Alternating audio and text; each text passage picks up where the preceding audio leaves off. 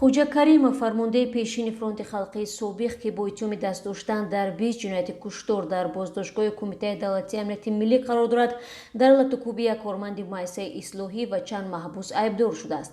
Як мақоми муассисаи ислоҳӣ ки нахост номаш зикр шавад, дар рӯзи 16 феврал ба радиоозодӣ гуфт ҳодиса 2 ҳафтаи пеш рух додааст.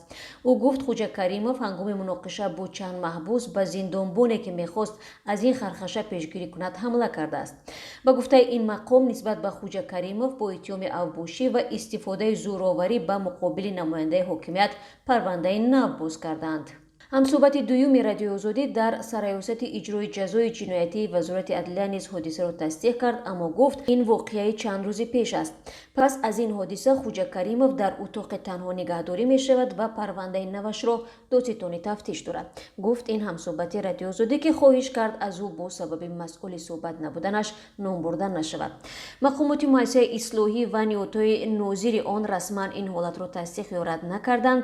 Назари худи ӯ ва наздиконаш ба ин хабар дар даст нест. Эълони айби нав зидди Хуҷа каримов дар ҳоли сар задааст ки парвандаи ӯро бо иттиҳоми 20 куштор дар солҳои ҷанги шаҳрвандӣ раёсати парвандаҳои махсусан муҳими Доистони кулли Тоҷикистон таҳқиқ карда ба додгоҳ фиристодааст. Мақомоти интизомии кишвар соли гузашта гуфта буданд ки бар зидди Хуҷа каримов бар асоси 5 моддаи кодекси ҷиноӣ аз ҷумла одамкушӣ ва гаравгонгирӣ парванда кушоданд. Аммо духтари ӯ ин иттиҳомотро рад кардааст, вале назари вакили мудофиааш маълум нест.